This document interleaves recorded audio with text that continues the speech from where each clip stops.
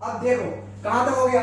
इसके बाद आते हैं आपकी रजिया सुल्तान। ये देखो आपको दिख रही है, ये प्यारी सी जो महिला आपको दिख रही है, दिखने में इतनी खूबसूरत है। और ये भी बात है कि भारत में जो पहली मुस्लिम शासिका थी वो भी यही थी। इसे आपने खूब सुना है ना, बिल्कुल सही बात है। लेकिन आपने कभी सोचा है कि 1230 मतलब 1236 यानी 1236 से 1240 के बीच में 4 साल में ऐसा क्या हो गया कि ये इतनी सुंदर महिला जो है, भारत की जो पहली प्रथम महिला मुस्लिम शासिका थी, ये बाद में आराम से यहां से चली गई। ऐसा क्या हो गया? कारण तो कुछ ना कुछ होगा ही। इसीलिए तुम्हें इनका बताते हैं कारण। अब क्या हुआ, जैसे 4 साल इन्होंने राज्य किया, अब इन्होंने अपने भाई को रास्ते से हटा के ये गद्दी पे बैठी थी, क्योंकि जो इनके भैया थे वो बिल्कुल भी अच्छे से राज्य नहीं करते थे, सुरासुदरी शहर में खोए रहते थे, बिल्कुल भी दिल्ली की जनता का ख्याल नहीं रखते थे। तो दिल्ली की जनता ने क्या किया, एक पेटीकोट क्रांति की, यानी कि लाल पेटीकोट पहनकर उन्होंने पूरी दिल्ली में जो है विद्रोह किया और उसके तहत रजिया सुल्तान को दिल्ली की महारानी बनाया गया। लेकिन जो 40 सरदार तुमको हमने बताया थे, है ना, जो वाले इल्तुतमिश वाले, वो तो अभी भी थे, लेकिन वो नहीं चाहते थे कि उनके ऊपर कोई महिला जो है शासन करे। लेकिन भाई जो दिल्ली की जनता सपोर्ट कर रही है तो उन्होंने कहा ठीक है कोई बात नहीं। अब ऐसा 4 साल में क्या हो गया कि दिल्ली की जनता भी विरोध हो गई और 40 सरदार तो विरोध में ही थे। तो सबसे मेन कारण क्या था, इनके सेनापति थे, है ना, उन सेनापति में जो एक घुड़सवार के हेड थे, घुड़सवार के हेड का नाम था याकूत। क्या नाम था? याकूत था। और उस याकूत के साथ, क्योंकि दिखने में अच्छी थी और वो भी अच्छा लगता था, तो याकूत के साथ इनका क्या हो गया, संबंध हो गया, है ना, संबंध हो गया, दिक्कत हो गई। और उसके साथ उस अफेयर करते हुए अब आप लोग ये बात जानते हो कि कितना भी प्रेम हो छुपाया छुपता नहीं है, बच्चा कह भी रहा है ना, कितना भी प्रेम हो वो छुपाया नहीं छुपता। उस चक्कर में हुआ ये कि इनके प्रेम की खबर धीरे धीरे दिल्ली की जनता को लगने लगी। ठीक, अब दिल्ली की जनता को जब खबर लगी तो भैया ये थोड़ी बहुत बदनामी तो होगी, है ना, तो साथ ही साथ जो 40 सरदार थे उनको एक मौका मिल गया, क्या इसको रास्ते से ऐसे हटा सकते हैं। लेकिन क्या कैसे हटाया जाए भाई, ऐसा क्या किया जाए कि जनता भी इसके विद्रोह में आ जाए? कि एक काम करो, इसकी शादी कर लो। भाई हर बार यही होता है, यही तुमको हम उसमें पढ़ाए हैं, जयचंद में पढ़ाए हैं कि जयचंद की जो बिटिया थी, है ना, संयोगिता, वो भी पृथ्वीराज चौहान के चक्कर में थी, लेकिन उन्होंने क्या उनकी शादी करने की ठानी। अब चौहान भैया थोड़े ताकतवर आदमी थे, वो आराम से दिल्ली से गए और उनको आराम से ले आए, है ना। लेकिन ये जरा याकूत, ये कहां इतना ताकतवर था? ठीक, तो इसने क्या किया, ये जो है कोशिश करता रहा कि कुछ ना कुछ मामला चल जाए।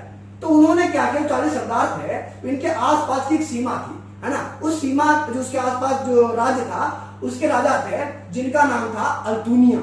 उन अल्तुनिया से कहा कि आप मतलब थोड़ा इनका साठगांठ थी ना, तो साठगांठ के तहत षड्यंत्र के तहत उनको जो है यहाँ बुला लिया और उन्होंने इनके ऊपर कर दिया आक्रमण।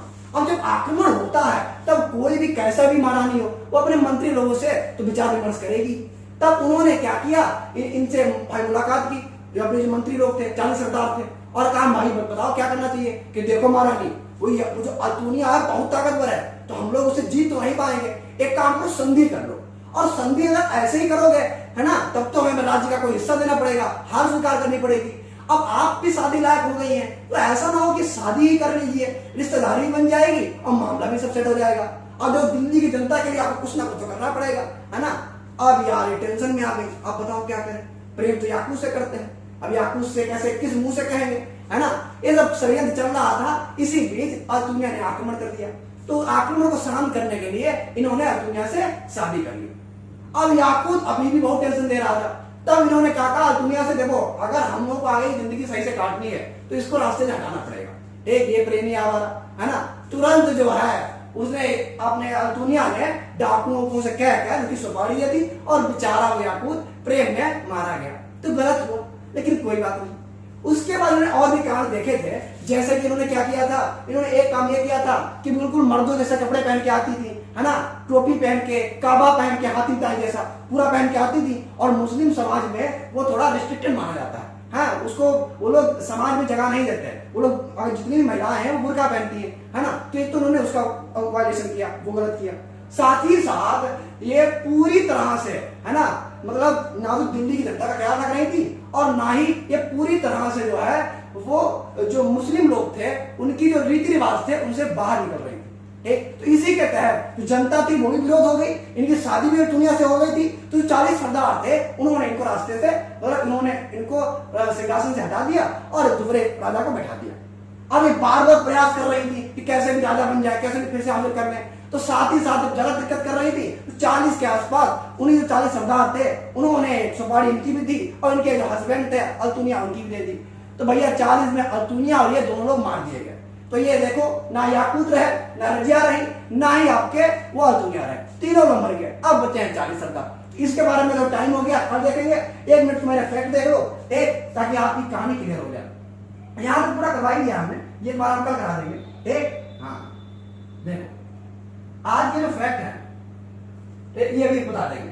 आज वाले फैक्ट में आपको फैक्ट वाले काफी निकाल लो, नेशनल पार्क इन इंडिया करवाएंगे। ठीक, तो निकाल, तब तक हम गले की सिंचाई कर लेते हैं।